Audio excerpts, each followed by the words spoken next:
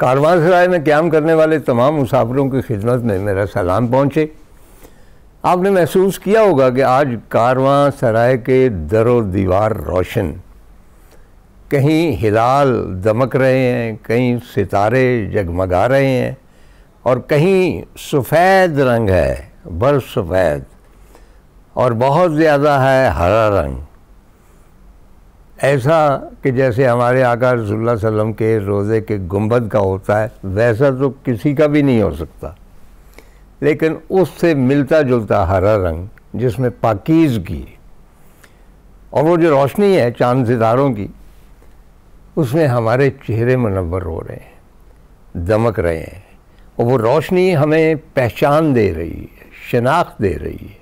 पहचान पाकिस्तान, शनाख्त पाकिस्तान। आप सबको आज़ादी का दिन मुबारक हो। और इस बूढ़े दास्तान गो के पास सिवाय दास्तानों के पुरानी के और तो कुछ रखा नहीं।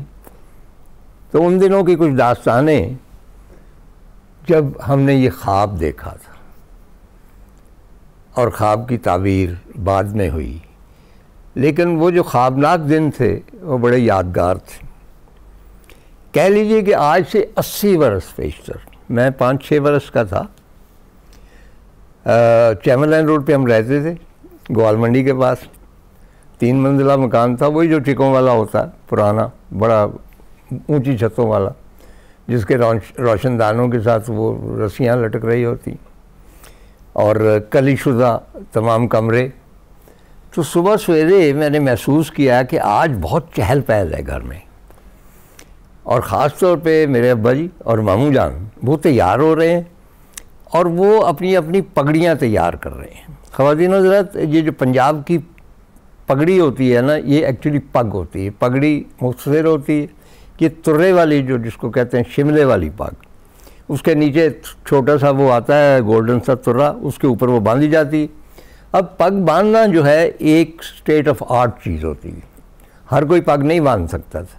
मेरे मामू जान एक्सपर्ट थे, और इस तरह मुंह में वो एक सिरा उसका दबा के, और हमेशा कल्फ लगी होती थी, और दूसरा वो जो कुल्ला था वो यहाँ रख के, तो वो इस तरह बांधी जाती थी पग। और उनकी पग का कमाल ये था कि वो जो तुर्रा निकालते थे ना, शिमला जिसको कहते हैं, वो तेज़ हवा भी हो तो उसमें भी झुकता नहीं था, यानी इतना वो अकड़ा हुआ और इतना परफेक्ट होता। तो अब दोनों मामू जान और वालिद साहब वो अपनी अपनी जो पग हैं उसको तैयार कर रहे हैं। तो मैंने इतनी चहल पहल जो थी, या तो ईद के मौके पर देखते थे। अच्छा, नॉर्मली मेरे वालिद साहब भी और मामू जान भी वेस्टर्न ड्रेस उस ज़माने के हिसाब से पहनते, 3 पीस सूट, और ये कभी कभार को ख़ास ओकेजन होता था ना, जब एचकन निकलती थी और पग पहनी जाती थी। तो मैंने महसूस किया कि कोई ख़ास फंक्शन है। ईद के दिन भी ऐसा होता था, और एक दफ़ा, ज़ाहिर है ज़िंदगी में एक दफ़ा ही होता है जब आपका काम तमाम होता है, आप समझ गए होंगे, छोटा सा बच्चा था। तो उस दिन भी, लेकिन उस दिन मेरी वालदा साहबा और बाकी दीगर ख़वातीन भी ज़र्क बर्क के लिबास पहने। तो मैंने देखा कि उन्होंने वो लिबास नहीं पहने हुए, दैट मीन्स कि वो वाला सिलसिला नहीं है। तो मैंने मामू जान से पूछा, मैंने कहा मामू जान ये क्या है, क्यों है इतनी रौनक, आप कपड़े पहन के कहाँ जा रहे हैं? कहने लगे तुम भी जा रहे हो। तो मैंने पूछा कहाँ जा रहे हैं? कहने लगे हज़रत कायदे आज़म आ रहे हैं लाहौर में। अच्छा, वो पूरे जज्बात से हमेशा कायदे आज़म को कैद आज़म कहते थे, जल्दी से कहते।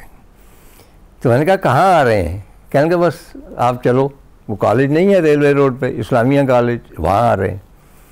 तो हम तीनों तैयार होके अब हम जा रहे हैं रेलवे रोड। उससे पहले रोज़ सिनेमा था, फूल का दफ्तर था, आगे वो पानी वाला तालाब वगैरह, वो पूरा रेलवे रोड के जा रहे हैं। तो रेलवे रोड पे उन ज़मानों में, बाद के ज़मानों में बल्कि, हदायत का दफ्तर होता था, बच्चों का ये एक था रसाला जिसमें मेरी पहली कहानियाँ शाया होती, और कौमी कुतुब खाना जो नसीम हिजाज़ी की किताबें शायद, उसके ऐन सामने इस्लामिया कॉलेज रेलवे रोड का गेट था। जब हम जा रहे थे तो और भी लोग उधर रवां दवां थे, कुछ टांगों पे जा रहे थे और कुछ पैदल जा रहे थे। तो वो हम सारे उस गेट में से दाखिल हुए। ज़रा फासले पर वो जो होते थे ना रुल्जू मोहम्मदीन के ठेके हुए शामियाने जो पहले शादियों पे लगाए होते, वो शामियाने लगे हुए थे और दरियाँ बिछी हुई थी, हम उन दरियों पे बैठ गए। अब उसके बाद मुझे एग्जैक्ट तफसील याद नहीं कि कायद-ए-आज़म किस तरह तशरीफ़ लाए या किधर से आए, लेकिन मेरे ज़हन में 6 साल का था मैं, एक तस्वीर वो ये है कि एक माइक है ऊंचा सा, उसके आगे कायद-ए-आज़म खड़े हुए हैं और गालिबन उन्होंने भी जना कैप पहनी हुई है और एचकन पहनी है और वो तकरीर कर रहे हैं और तकरीर अंग्रेज़ी में कर रहे हैं। अब उसे पूरा जो क्राउड था उसमें मेरा ख्याल है कि कम ही लोग होंगे जो अंग्रेज़ी जानते होंगे, लेकिन पूरा क्राउड जो था उनके हर फिक्रे के बाद मतलब तालियां बजाता था और कोई जब उन्हें ट्रांसलेट करके देता था कि हमारे बाबा ने ये कहा है तो फिर पाकिस्तान जिंदाबाद के नारे लगने शुरू हो जाए। पाकिस्तान जिंदाबाद का पहला नारा मैंने इस्लामिया कॉलेज रेलवे रोड में कायद-ए-आज़म की मौजूदगी में सुना और उसके बाद मुझे और कोई नारा पसंद नहीं आया।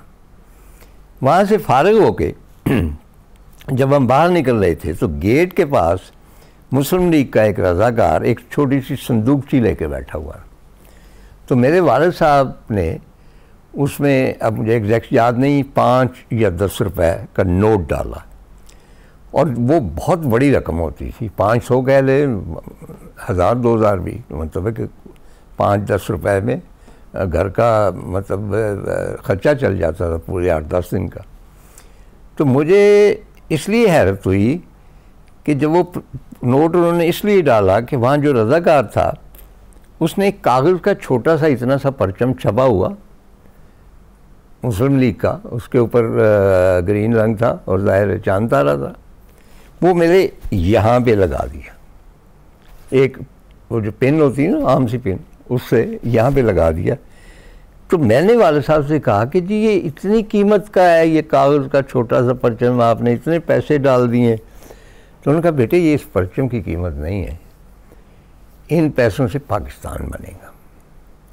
ख़वातीनो हज़रात, वो परचम जो था कागज़ का वो चंद दिन में बुसीदा हो गया और ज़ाहिर फट गया, लेकिन वो नाबूद नहीं हुआ, वो यहाँ लगा था, वो मेरे बदन के अंदर सरायत कर गया और वहाँ सब्त हो गया। और आज 80 बरस होने को हैं कि वो परचम आज भी वहाँ पे मौजूद है।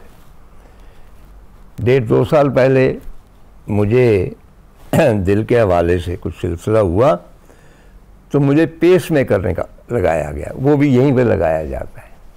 तो यूँ कह लीजिए कि वो पेस मेकर जब धड़कता है तो उसके साथ वो परचम भी पाकिस्तान का धड़कता है।